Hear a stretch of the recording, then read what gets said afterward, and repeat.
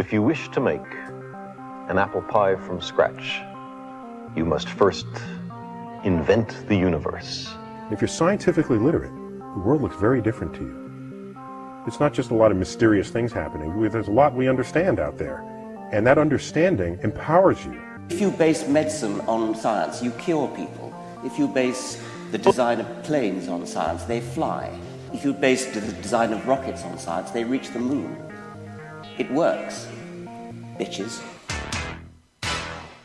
Alrighty, so we got a couple things. Apparently, and this is something that, those of us of a larger girth, larger stature, are sometimes concerned with. And that's those midnight snacks, those little calories that you might be consuming a little close to bedtime. There's new evidence that says it doesn't matter when you eat things. I'd like to see a lot more evidence about that. Yeah. So apparently, apparently a lot of the things that we've been brought up learning are just myths, like the eating a hearty breakfast, first thing in the morning kind of thing. Don't really need to do that. It was important, perhaps, when you were about to then go burn all of those calories when you're out on the farm. Or hunter-gatherer. If you're a cubicle worker, that's probably not that important. Just going along with that. So there are so many myths and strangely specific rules about when to eat to lose weight, but alone they do nothing to help. Eat a hearty breakfast and light all day, eat small meals every few hours. Rules around when you eat are less important than you think, and even when they do help, they're not for the reasons you think. Sorry, there's nothing special about eating breakfast. It's not the most important meal of the day, at least not for everyone. For years, people, especially cereal marketing companies, touted the benefits of breakfast because it supposedly kept you from overeating, jump-started your metabolism, or insert any other reason to manage weight and obesity. But there's a wrinkle. A majority of breakfast studies are biased. A study from American Journal of Clinical Nutrition found that most research on skipping breakfast and weight gain was conducted with the explicit intent to force that correlation. Similarly, the argument that school-age children who skip breakfast are more likely to be overweight seems compelling, but the focus is more on the school breakfast program and whether a child eats enough at home, rather than breakfast itself being the game changer. So what's more, some of these breakfast studies are funded by the food industry, including cereal companies like Kellogg's and General Mills, who have vested interest. The author of the study says, personally, I flip between eating breakfast and skipping it. Alone, eating breakfast or skipping it matters less than what you eat, how much of it you eat, and what other lifestyle choices you are having. Bottom line, people eat breakfast for a variety of reasons, but eating or skipping breakfast itself isn't going to help you suddenly drop a pant size, it's very true. It's all about it's all about the individual experience. Mama Van says in the chat room that breakfast just jumpstarts my appetite, which makes her hungrier perhaps through the day. And I will say that, yeah, I have seen the same thing. If I eat a certain amount, which seems to be variable from one day to the next, I might be able to, eat a good breakfast and then not eat until 3 p.m. or something like that. A really long stretch. But otherwise, I have the munchies all day. So it also depends on where I am and what I'm doing, whether or not that's going to work for me. So, basically... my breakfast is caffeine-based. Yeah.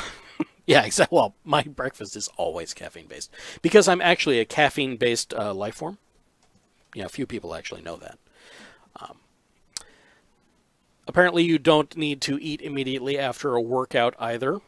Yeah, which that's a big thing because back in the day I was kind of part of the not quite the hardcore bodybuilding crowd, but definitely in the, having the protein shakes, having all the stuff, having the pre-workout. I loved being in the gym. It was my zen place, especially when I was not actually working, and I would work out 3 hours a day for 6 days a week. And that was in one shot for about 5 a.m. to 8 a.m. every day. Wow. And yeah, I would take pre-workout. I'd hit the gym. I would just go, and as soon as I was done, it was take some that post-workout protein and everything else. I'm interested in what it says here, that basically, there is no real post-workout anabolic window, which is the thing that I have heard about, where you have to take some amount of protein, fairly decent amount of protein inside this certain window, which is about an hour to 2 hours, if that much, sometimes less. Mm-hmm. In order to have all those gains that you have, so you also can build everything up. What this is actually showing, and I'm loving this, is it doesn't matter. The only time it's going to matter how quickly after your workout you eat or have a lot of protein and carbohydrates is if you're going to have another intense workout later that day. If you're not, it doesn't matter. Your gains aren't going to be spontaneously wasted. Your muscles aren't going to go, damn, I worked out so much. I don't have protein. Oh, well, nothing really happened. That's not how the body works. No. They're going to sit there and do what they can with what they've got. And then as soon as you kick in stuff, they'll start using that. It doesn't matter. Just give it to us when you've got it. Yeah. No, it doesn't really matter for people that are doing such weight gain kind of things. All you're doing is just absorbing more calories. Just that's the time that you're going to feel like you could absorb another 2,000 calories in a protein shake. So it could work for you. You might just feel better that way. Mm-hmm. It is often they are loaded with sugar as well to make them taste better. So it also will kick a few neurons in place and say, "Ooh, that's a reward. I got a sweet. Yum." Mm-hmm. The brain hacking is a thing, folks. It's really cool too if you can totally figure it out and do it. It's really neat. Yeah, it's great. The brain can do some interesting stuff. Yeah. So in this article, just to keep with it here, say it with me. Eating many small meals does not boost your metabolism. In fact, for some people, the more they eat, the hungrier they feel, and they may end up eating more calories, just as I said I might through that out the day, than they would with fewer calories, with fewer larger meals. On the opposite end, having more meals to look forward to throughout the day can benefit some people psychologically. Again, brain hacking. Especially when they find dieting to be difficult, and help them avoid binging after a long, hangry day at the office. Plus, there are health reasons to both eat and avoid eating frequently, like maintaining blood sugar. So, a study in the British Journal of Nutrition notes that your body will process all those calories just the same, whether they came in 1 or 3 big packages or 7 smaller ones. In essence, frequent meals are simply a key strategy in helping you maintain your appetite and mindful consumption. So if more meals works for you, then you do it. You do you. That's the thing. And Mama Van, caffeine is not just a food group, as you claim. It is a lifestyle choice. Yes. I'm sorry. I do believe the proper term for us, Andy, is caffeine Americans. Caffeinated Americans. Caffeinated Americans? Yes. Caffeinated Americans, certainly. But, just to jump from that, because that's just the best thing ever. So the true fat kid one? No. Something that I didn't put in the show notes just yet, but I will now. So it'll be number 3 for you. There you go. Okay, so now you can look at it too. Oh, yes. Apparently, scientists seek UN approval to create Asgardia, Earth's first space nation. Are you ready to be a citizen of Asgardia? Just so long as the citizens of Asgardia are known as the Seer? Yes. In brief, Asgardia's founders plan to send up a satellite in 2017 and eventually build a nation where people can live, work, and follow their own rules and regulations. While far from a reality, Asgardia does bring up questions about the legalities and logistics of space colonization. Because here's the key thing for everybody out there. Space, as agreed upon by every single world government that has able to get into space, is 100% free of any form of actual national boundaries. Nobody owns it. That's true. There are treaties involved with keeping it that way as well. However, if you start having citizenship status in that no man's land, that's where it starts getting that's when it questionable and gets interesting. funky. Yeah. So ambitious plans to create the world's first nation in space were unveiled this week in the hopes of ushering in a new era of space age. Igor Ashburly, head of the Aerospace International Research Center, the AIRC in Vienna, and chairman of UNESCO's Science and Space Committee, heads the initiative in close collaboration with a group of scientists, engineers, entrepreneurs, and legal experts. I will jump up there in a heartbeat.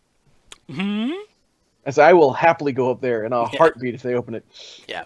Asgardia, named after a city in Norse mythology, will essentially function as its own sovereign country where citizens can eventually live, work, and follow their own rules and regulations.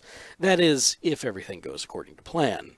Ashburly hopes to secure UN recognition for Asgardia, a nation of scientific exploration free of geographical restrictions, but no word yet on whether that will actually happen. Well, geopolitical restrictions. Right.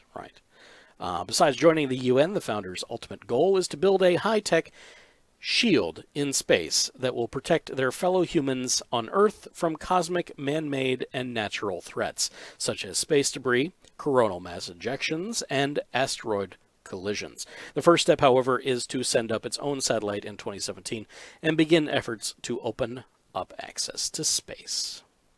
The project is still in the early stages, but the team behind it is hoping that the publicity it gathers now will attract talent willing to work on making Asgardia a reality. The talent can be anyone, as Asgardia has opened citizenship for everyone on Earth. But what does being part of this nation mean? Basically, Asgardians will remain physically on Earth, but will become a citizen of this new space nation, which the founders hope one day will join the United Nations. Eventually, those citizens could then travel to the space nation itself. We have not, quote, "We have not seen any nation attempt this before, so this will be a first," Ramjaku, an Asgardia founding member, told Business Insider. Quote, "We'll start small and eventually people will be going there and working and having their own rules and regulations. This facility will become an independent nation." And throwing on the thing underneath that, here is the actual link to the Asgardia website where you can sign up for citizenship. So you can find those in our show notes for O'Reilly Radio episode 128. Sounds good. And, you know, I keep calling all the listeners of the show citizens of Netlandia. Well, perhaps we should just be citizens of Asgardia, too. Well, the funny thing is, I almost say they've got a somewhat of a case, not necessarily for yet becoming part of the UN, but for creating their own nation. Because there have been examples throughout history, especially throughout the 20th century and the beginning of the 21st, of micronations being created. Yeah. You know, some of them with some problems and some legal issues like Sealand. But Sealand's also been around for a while now. You know, but there's other examples of them out there. So it's Sealand has been around for a while, but I think it's defunct now. No, it's still there. Is anybody still living there? Yeah. I thought that they had to evacuate for some reason. I thought they were all gone. But, well, who knows? We'll have to look. But, yeah, it's sketchy territory. And part of being a nation is being able to defend your nation versus other nations that wish to, you know, come and take your stuff. Which is really easy if you're in space. I mean, let's be honest here. There is a barrier to entry. There is, for now. But, you know, who knows? They get a space elevator going up there. It, you know, keeping the riffraff out might be a little difficult. Let's see. So other things that we can talk about under science. The fun world of Comas? The fun and fancy-free world of Comas. This is neat. I found this out on Futurism.com. The world's first ultrasound, ultrasound was used to jumpstart a patient's brain out of a coma. Which is like, wait, what?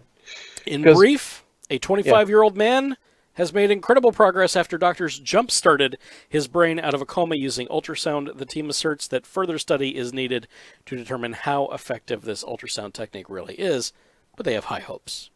Because for all those people out there, when it comes to comas, do not think, for the love of the gods, do not think about your standard procedural drama show or everything else where, oh, they're in a coma and they wake up.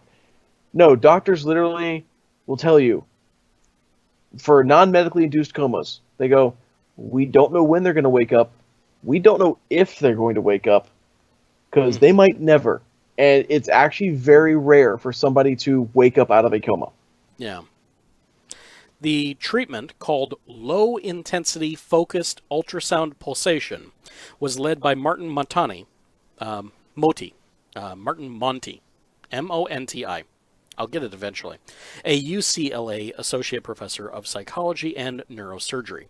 As its name suggests, the treatment made use of sonic simulation to stir up the neurons in the thalamus, the brain's focal center for processing information. This was done because, as previous assertions likely made clear, doctors hoped that this would help jumpstart his brain back to functionality. And notably, according to the UCLA newsroom release, the patient has regained full consciousness and full language comprehension after, here's the kicker, 3 days. Which is really, really impressive. That's super cool. Heck, he even fist bumped one of the doctors to say goodbye. So, language centers sometimes can lag behind actual wakefulness when people are coming out of comas. So the fist bump, that was the communication he could manage, when you think about it. The changes were remarkable, says Martin Monti, UCLA associate professor, blah, blah, blah. I already said what he was. I don't know why they did it too. It's almost as if we were jump-starting the neurons back into function. So the reliability of the treatment requires further study. It's possible that we're just very lucky and happened to have stimulated the patient just as he was spontaneously recovering. So at least they're having they're being real very good, smart about solid case of realism. Doing actual science where a single data point does not make the entire study. Right.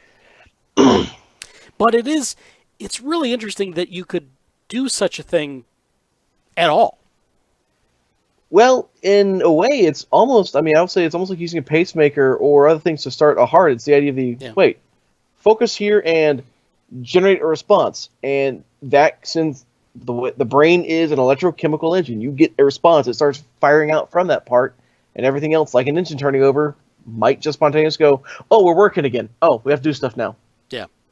Now, if you remember Star Trek, whenever they would put like little pads, in sick bay, they'd put little pads on the side of the head, and they do brain scans and possibly shock people back into wakefulness. They're actually thinking that this treatment could eventually be used for low-cost portable devices to help wake patients completely from their comas. That's cool stuff. That is very cool. 100% behind this. Absolutely. Why aren't we funding this? Oh, wait, we are. I think we are funding this, or at least somebody is. So now we need him to become a vigilante, breaking into hospitals and waking up coma patients to prove his point. What if they don't want to be woke up? Wake up. Oh, God, no. Put me back out. Yeah, it's like, I was having the best dream for the last 20 years. Yeah. Who knows? Really? I wake up to this crap hole? Damn it. Hard to say. So, yep. I found an article on 4 different websites, all talking about the same thing. I haven't put it in there yet, so this is a surprise for you. All right. So we were talking about it earlier with if we go back, it is not that one. Is that a menu? Oh, okay. It kind of is a menu. Yes, it's my ballot. Constitutional Amendment number 2 for Florida: the use of marijuana for debilitating medical conditions. Now, this is Mary Jane's cousin, hemp. Hemp is, for anybody that's done any research on the product, a remarkable fiber. It's basically the plant stalk that is related to marijuana. It doesn't have the THC. It's a related species. So it's close. But basically, when they banned marijuana, they also banned hemp production because they're so close.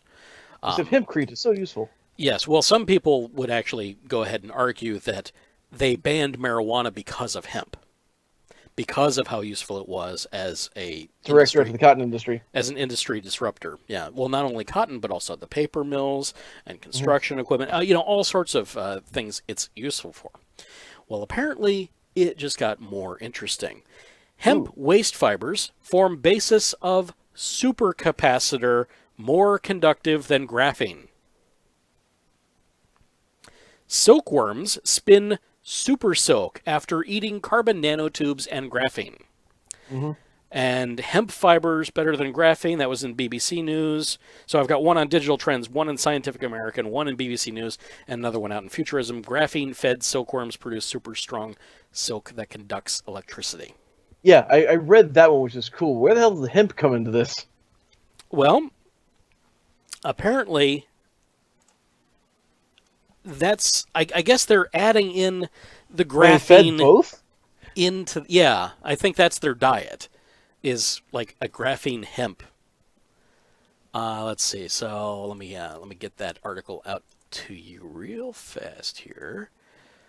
Number 4. Yes, number 4. This is the BBC article, because the BBC is good that way. Okay. So the waste fiber from hemp crops can be transformed into high-performance energy storage devices, scientists say. They cooked cannabis bark into carbon nanosheets and built supercapacitors on par with or better than graphene, the industry gold standard. Electric cars and power tools could harness this hemp technology, say U.S. researchers. They presented their work at the American Chemical Society meeting in San Francisco.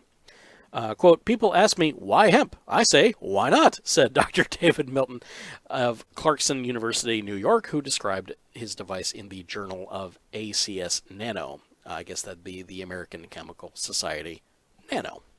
We're making graphene-like materials for 1,000th of the price, and we're doing it with waste. Okay. Oh, look, recycling. It's amazing. All those things are good. The hemp we use is perfectly legal to grow. It has no THC in it at all. So there's no overlap with any recreational activities. Let's see. So in countries including China, Canada, and UK, hemp can be grown industrially for clothing and building materials. But the leftover bast fiber, the inner bark, typically ends up in landfills. Dr. Mitlin's team took these fibers from and recycled them into supercapacitors, that's really amazing. Conventional batteries store large reservoirs of energy and drip feed it slowly, whereas supercapacitors can rapidly discharge their entire load. They can also rapidly charge. That's one of the best things about them. So a combination of having supercapacitors and like large volume lithium-ion or even lead batteries, combining the two, then you'd have a electric car that could go plug in, charge up insanely fast, and then during the process of driving, it's actually still charging the batteries from the supercapacitors that it just filled. Yeah, that's the kind of technology hybridization that would be really advantageous. So stronger than diamond, more conductive than copper, and more flexible than rubber, the miracle material was the target of a 50 million pound investment by UK Chancellor George Osborne. But while the carbon monolayer in is the state-of-the-art material for commercial supercapacitors. It is prohibitively expensive to produce. So the big thing here is that this is cheap. Mm-hmm. Cheap. They've tried peat moss, eggs. They even managed to turn banana peels into batteries. I remember hearing that. Pretty slick. You can do really interesting things with bio-waste. We've pretty much figured out the secret sauce to it, said Dr. Midland. The trick is to tailor the right plant fiber to the right electrical device, according to their organic structure. If you look to hemp fiber, its structure is the opposite of what they were doing with the bananas.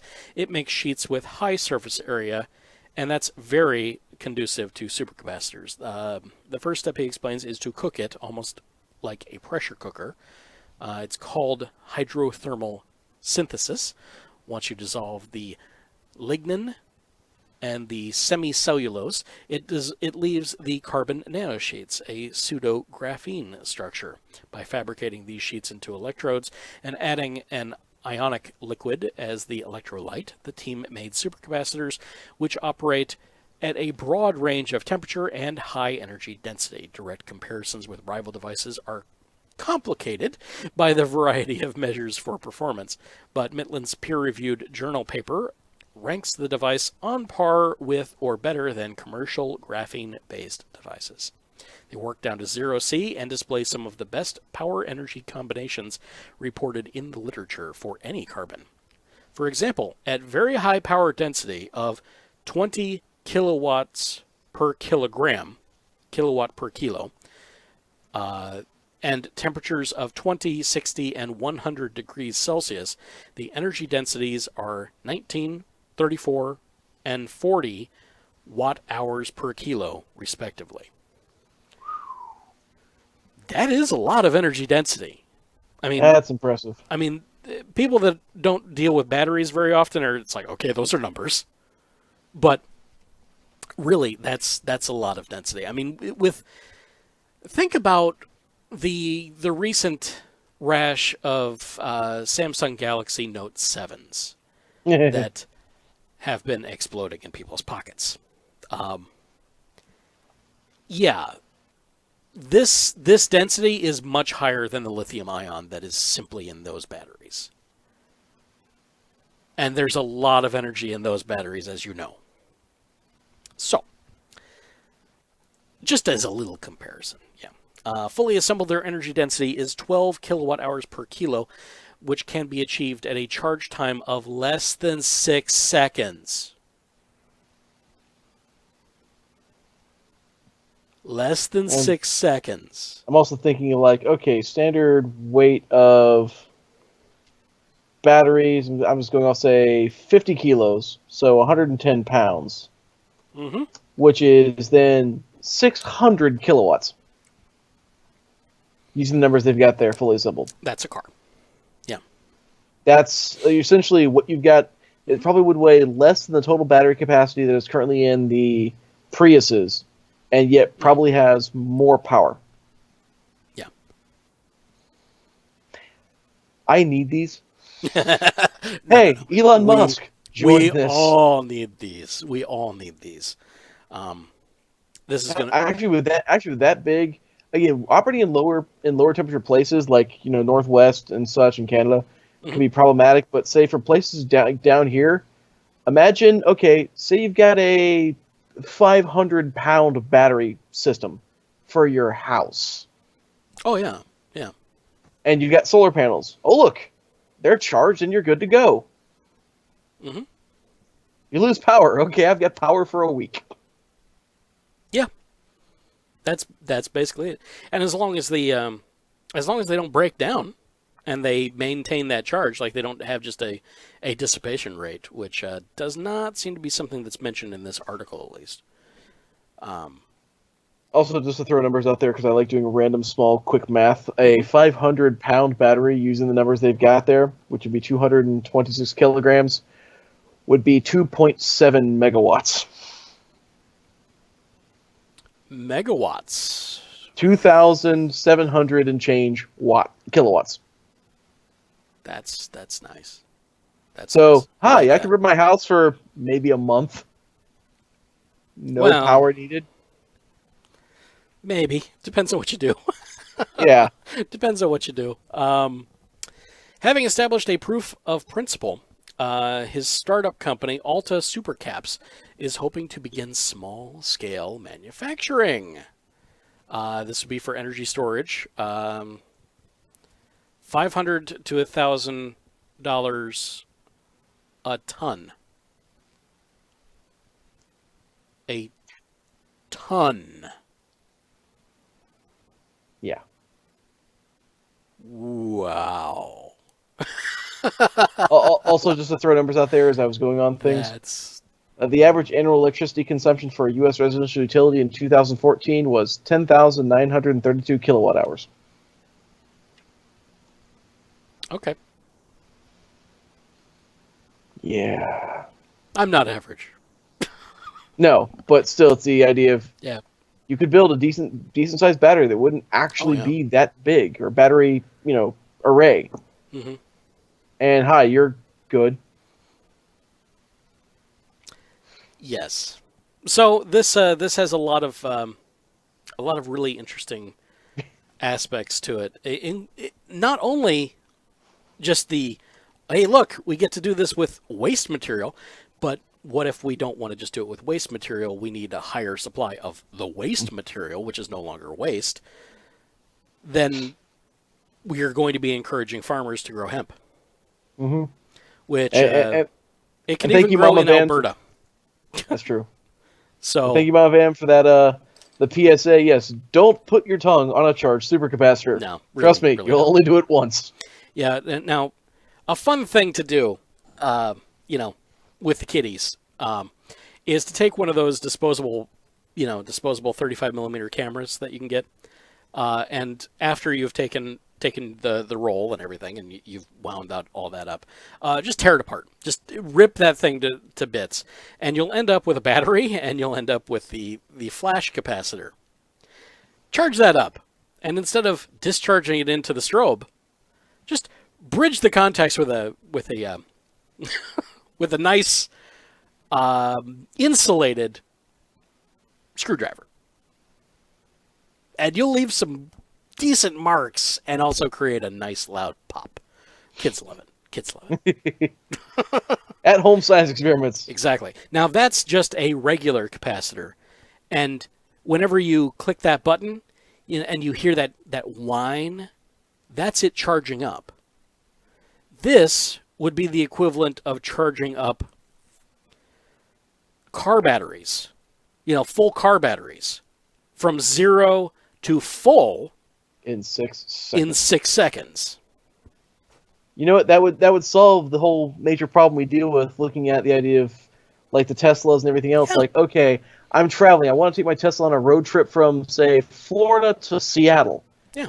I don't want to have to park after 300 miles Right. and I And now have wait to a wait couple 6 hours. or 12 hours or however Yeah. long for the whole thing. It's you pull into the station, you put your card in to pay for whatever power you're going to do, plug it in, 6 seconds later, ding, done. It will be faster than filling up your car nowadays.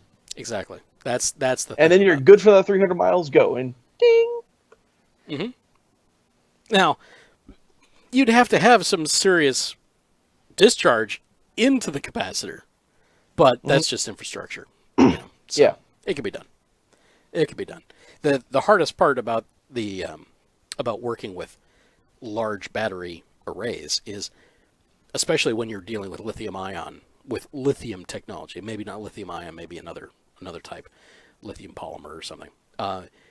You have to maintain a constant charge over all of the cells, and each of the cells has to be manually controlled by the circuitry, so that they do not overcharge and so that they can balance out the entire pack, essentially. And that's actually what happened with the Samsung, Note 7. Overcharged. Well, so it weakened some of the cells, which is why sometimes they would burst into flames in your pocket while they were not charging. They were discharging, putting thermal stress on the pack into a weakened section of the battery. there it goes. So, not so good. And also, you don't want the same thing to happen to much higher density batteries, which would be things like your Tesla, your Nissan Leaf, your Chevy Bolt. You don't need those Ford spontaneously Fusion combust. hybrids, Toyota, and everybody else. You know, we've got a mandate to do hybrids, so there's batteries in big battery packs in all of these cars now. So, yeah, it needs to be done properly. So, though this is fantastic. This is fantastic as far as the technology, and I've wanted a supercapacitor in all of my electronics for a long time. It's dangerous, and if it's not handled properly, it is super dangerous. So, think like Pinto kind of dangerous. Just driving down the road and suddenly, boom!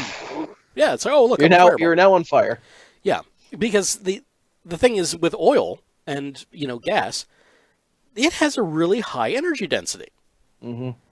And what we're doing is we're just using a little bit of it at a time to make small explosions. When you really think about what an internal combustion engine does, it's kind of difficult. And if all of that goes at once, it's a huge explosion. Same thing with the batteries. We're using a little bit at a time, but if they all go at once, that's a problem. Same deal. So it's not like they're any less dangerous than we already have, but the technology needs to grow with it. And we're really there. We just need to... This is just exciting. It's so exciting. Big future stuff. Now, speaking of internal combustion engines, Germany, I don't have the link, but it was in the news over the last cycle when we weren't here. They decided to ban internal combustion engines within the next 30 years. Interesting. So they're forcing the automotive industry of both Germany and essentially the entire EU at that point. Yeah. To get rid of internal combustion engines entirely. Not even hybrids. They want them gone.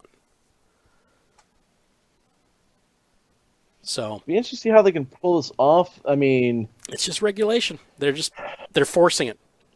Yeah. Yeah, I mean, I'm just looking at the cost and well, it would infrastructure-wise. be for consumers. So things that require more, like trucks, Military vehicles. lorries. Military vehicles are always exempted. Yeah. Things that require more than just consumer vehicles.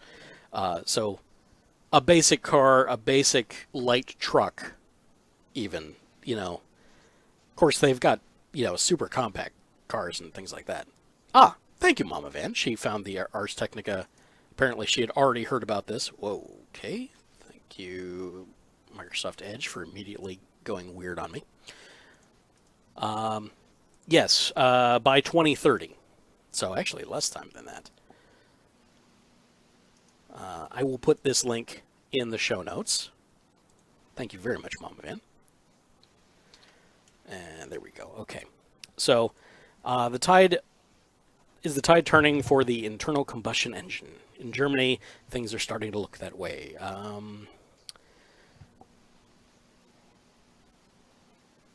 The Bundesrat, the Federal Council of all 16 German states, voted to ban gasoline and diesel-powered vehicles by 2030. So diesel as well.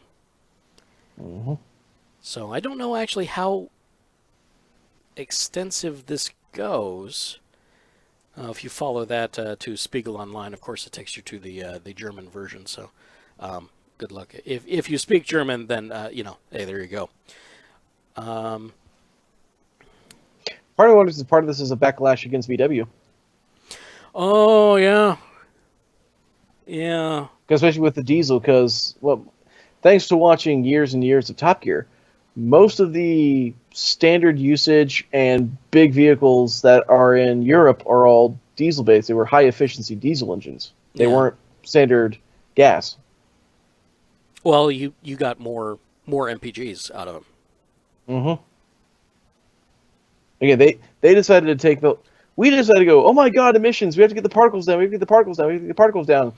Mm-hmm. And all of Europe went, no, we'll just make the engines a lot more efficient, so they're releasing less over time because you can go longer. You get a little bit of both. A little bit of both. Let's see. So it's a strong statement in a nation where the auto industry is one of the largest sectors of the economy. Germany produces more automobiles than any other country in Europe and is the third largest in the world. The resolution passed by the Bucharest calls on the European Commission, the executive arm of the European Union, to, quote, evaluate the recent tax and contribution practices of member states on their effectiveness in promoting zero-emission mobility, end quote, which many are taking to mean an end to the lower levels of tax currently levied on diesel fuel across Europe. So Europe did have that big bet on diesel, which we were talking about there. And of course, companies were cheating on their tests because they could, so they did. The resolution, which passed with support from both sides of the German political spectrum, that's interesting, is non-binding. So this isn't a sure thing, but it's evidence of a trend that has been gathering steam in Europe with increasing tough emissions laws and moves by individual cities to restrict the use of fossil-fueled powered vehicles.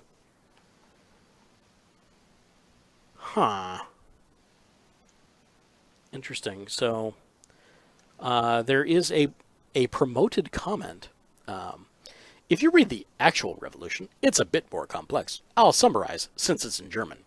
It's a reply to this EU document from the summer, and it basically states that the Bundesrat's idea and suggestion about the subject matter, and it, as Nanos points out in a comment further down, this document is merely a letter with suggestions for the EU Commission and doesn't ban anything, since that'd be beyond the power of the Bundesrat.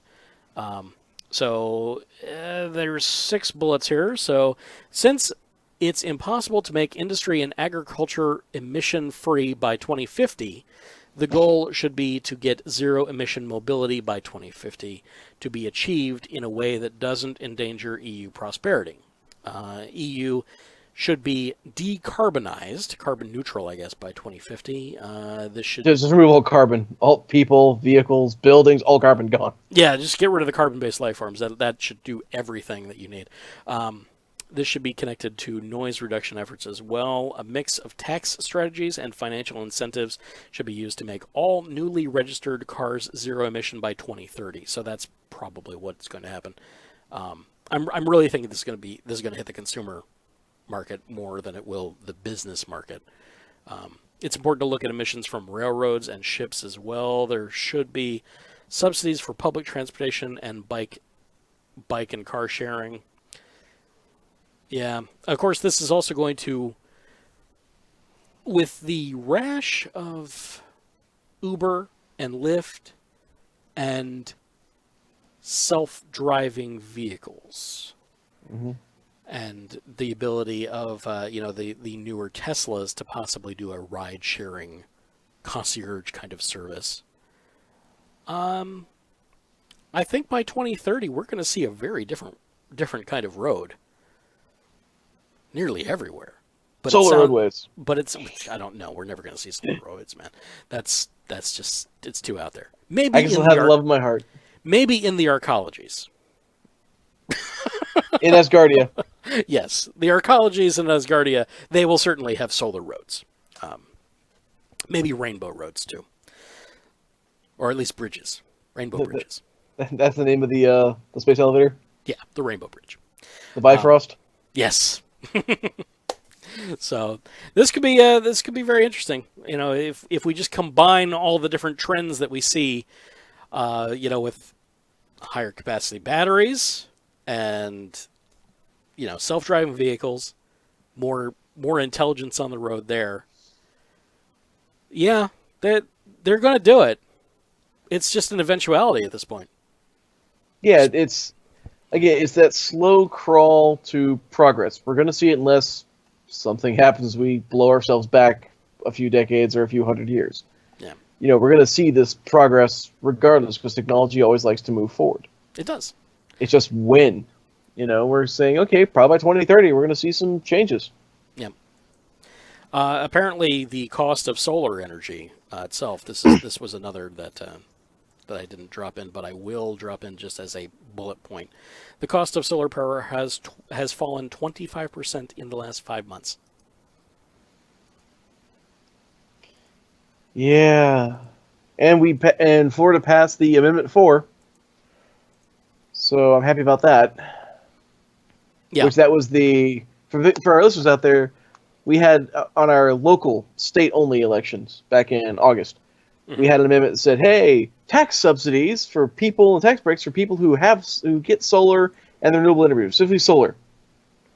So this means it's a hell of a lot easier to get solar. Yeah, which I really want to put solar panels up my house. I really do. Yeah, I'm there. I'm there with you, man.